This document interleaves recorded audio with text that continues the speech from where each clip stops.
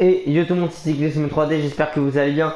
Moi ça va nickel, je vous retrouve pour une toute nouvelle vidéo sur la chaîne YouTube. Et comme vous l'avez vu au titre de la miniature, aujourd'hui au programme, c'est tout simplement l'épisode 9 du épisode 10 pardon déjà, et oui, de la série sur 20 points team des Jeux Tour de France 2024. Mais avant que la vidéo commence plus en détail, n'oubliez pas de vous abonner, d'activer la cloche de notification, liker, partager, commenter, de venir me rejoindre sur Insta et sur TikTok, c'est Cyclisme 3D. Et au programme aujourd'hui, la fin de ce premier critère de Dauphiné avec la Groupama FDJ. Devant on avale à l'avant, on a passé en tête chaque difficulté, mais à chaque moment, dès que les équipiers s'écartaient, ça laissait pas mal d'avance à échapper. Donc en vrai, je sais pas si on peut y croire parce que les pourcentages les plus durs ne sont absolument pas encore arrivés. Mais on est que 15 dans ce peloton des favoris. J'ai pas l'impression qu'il y ait vraiment quelqu'un d'impérial, surtout que Vingord a un moment été lâché. Benny s'est relevé, hein. Il est à nos côtés, mais il s'est relevé maintenant. Nous, on n'a pas la barre bleue nécessaire pour attaquer. D'habitude, on le fait, mais bon, voilà, c'est compliqué. Attaque de Poga maintenant. Écoutez, vous savez qu'on va y aller avec David Gaudu parce qu'il n'y a personne qui a réagi à une attaque de Tadej Pogacar. Et Pogacar, il est dans notre bataille pour le général. Je le rappelle, donc on va y aller avec David.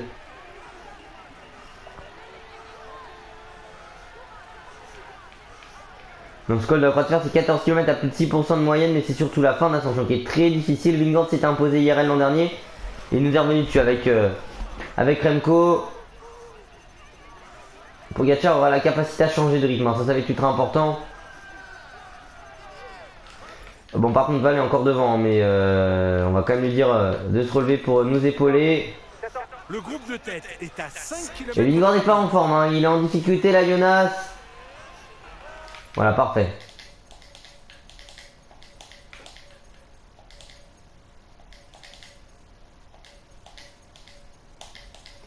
Benny qui est encore en difficulté, hein, mais bon, voilà. Allez, s'il peut nous accompagner jusqu'au sommet. Valentin Manos, on va le prendre avec grand plaisir.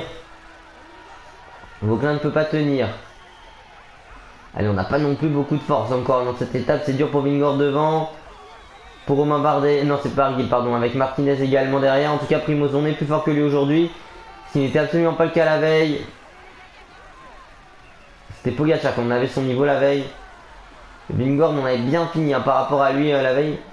Non, c'était Roglic qu'on avait lâché, je crois. Ah, je sais plus. Première catégorie. Le vainqueur de l'étape empochera donc 10 points pour le classement du maillot à poids. Allez, si on est dans la capacité à revenir, ce serait vraiment sympa. En tout cas, sur Jonas, derrière Primoz, on va lui récupérer encore pas mal de temps.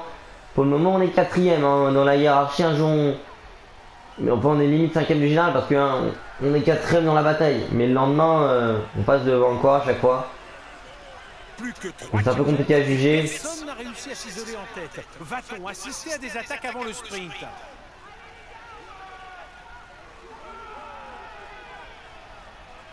C'est qu'on a fait distancer David pour nous épauler, mais c'est pas forcément la. On a fait relever Val.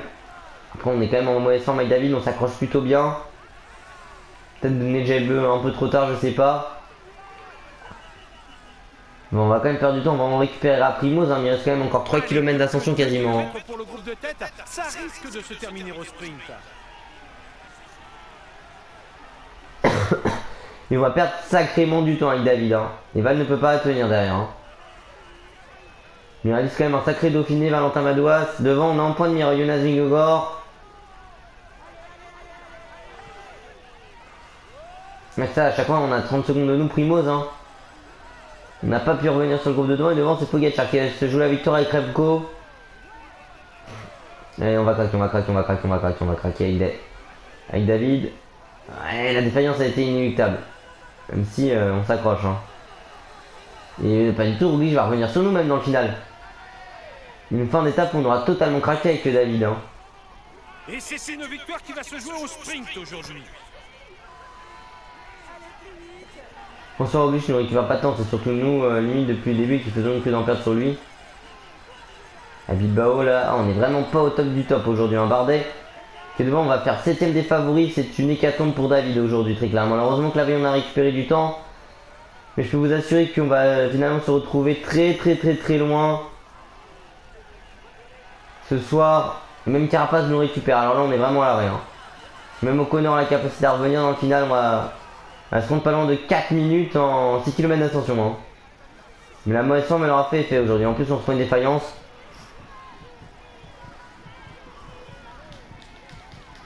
Mais putain, mais il récupère du rouge.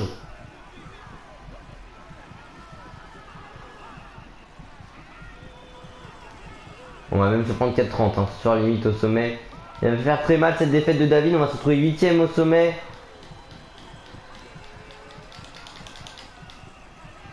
De la croix de fer ce soir. On a connu une hécatombe aujourd'hui, on a connu une journée sans David. Ligny aussi encore, elle a essayé de limiter sa portion en plateau, mais ça n'aura pas tenu. Tous nos coureurs vont rentrer dans les délais.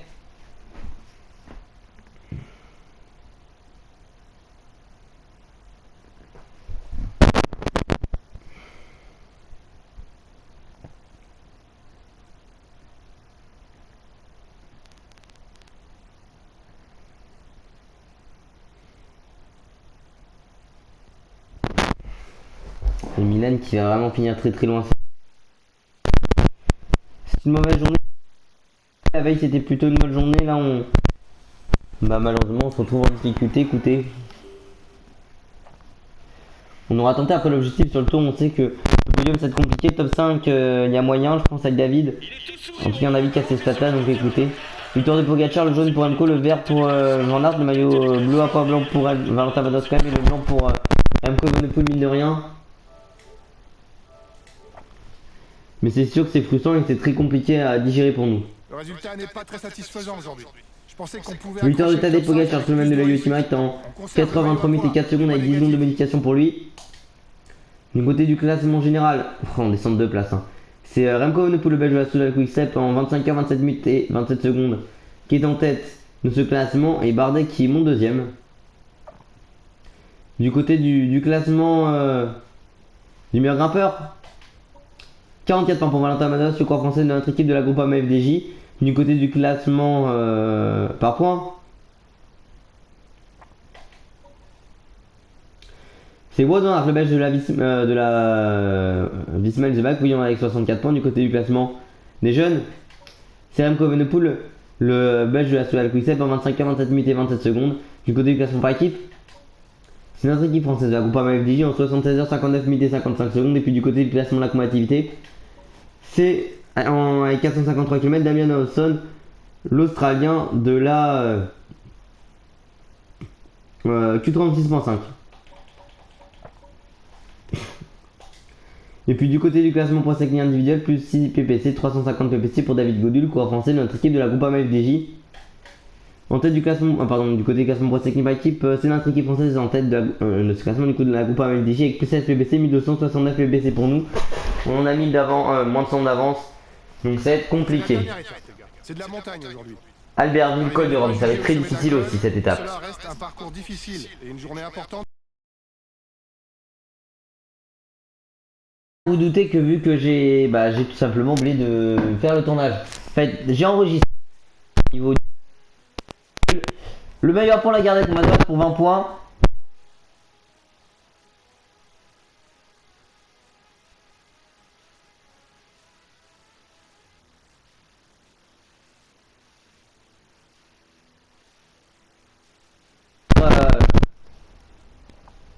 L'étape de plat, et ben il l'a même pas terminé. Déjà que sur la première étape de plat sur les 3 jours après, il n'était pas présent. Putain. Pendant classe générale, maillot à poids, combativité, classement par équipe ici.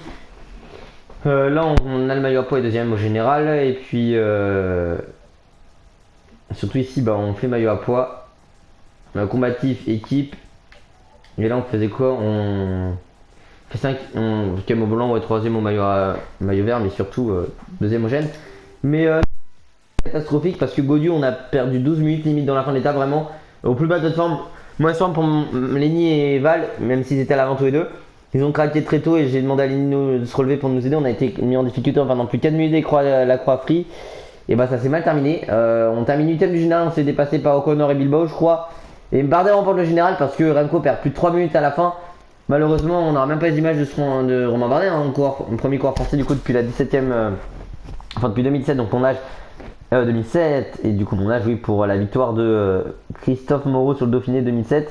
Premier coureur français à remporter cette épreuve depuis Moreau et puis course par étapes World Tour depuis ce moment-là, même si elle a fini par remporter en 2016 le Tour de Californie, un an avant qu'il devienne une épreuve World Tour. Et puis Bardet, hein, après le Tour de l'an 2013 et le Tour des Alpes 2022, il remporte une nouvelle course par étapes dans sa carrière. Résultat de l'équipe, et ben on fait 8 au général, 7 au Verband et David, voilà, premier au maillot blanc à poids, enfin bleu à poids blanc, oui, du côté du classement bleu à poids, du maillot blanc, bleu à poids blanc, et puis le blanc pour Lenny, et voilà, 77 points gagnés, une victoire d'étape.